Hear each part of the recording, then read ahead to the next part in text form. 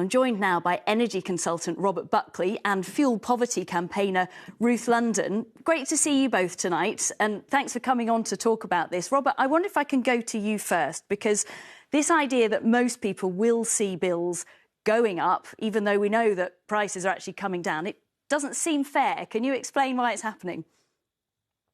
Yeah, good evening, Tessa. Thank you for inviting me on. It's happening because the government has put in place a very comprehensive protection plan with the energy price guarantee and the energy bill support scheme, as you said, that has acted to limit bills to a still historically very high £2,100 a year for a typical user. That's actually half where Ofgem's cap is at the moment. That cap, as you said, will also fall to 3,200. So your graphics showed quite neatly how the ending of the scheme and the falling of the cap don't quite meet in the middle. You're looking at a 30% plus increase in where the costs might go.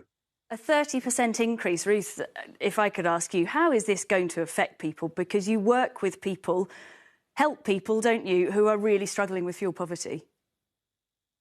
Absolutely. It's going to be devastating. People are already really struggling. People are already going hungry. Children are going hungry, not having the new shoes that they need. People are going cold, and people in the winter die if they can't afford to heat their homes. You know, it all sounds a bit complicated, but I think it's pretty simple. It sounds unfair, as you say, because it isn't fair, because people are paying money that we desperately need to feed our families or keep warm, paying that money to companies that are already making profits, you know, that have completely gone through the roof. And, you know, it's being used to pay for, to heat shareholders' private swimming pools, or to be invested in North Sea gas and oil, which is polluting, dangerous, climate-changing fuel and very expensive fuel. That's not where our money should be invested. It is not fair in any way. And to have a lower a price cap, and at the same time everybody sees their bills go up, just shows, you know, what a farce this is and what a fundamental change that we need. Robert, I know you don't speak for the government, but the government does have an argument about this, don't they? They say they have given out an awful lot of help over the preceding months, and presumably they are looking forward to a time where prices really are going to go down and the cap itself will become relevant again.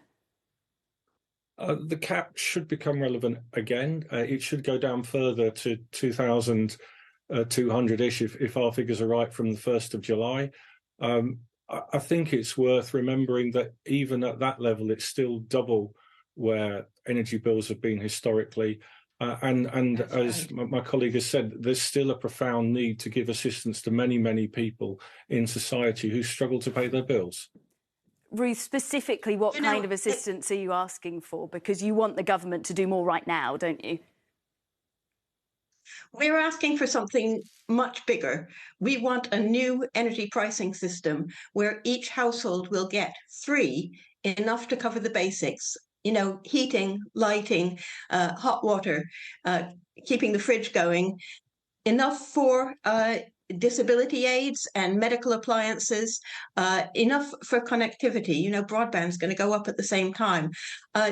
We need this, and it's called EnergyForAll, and it's a new pricing system, and it can be paid for by those huge profits that I was talking about, and also by higher tariffs on luxury use of energy. That's the kind of reversal we need. So far, the poorer you are, the less energy you use, the more you pay per unit, and people cut down practically to the bone, but have to still pay these grotesque standing charges. You know, the government here, in France, the bills went up 4%.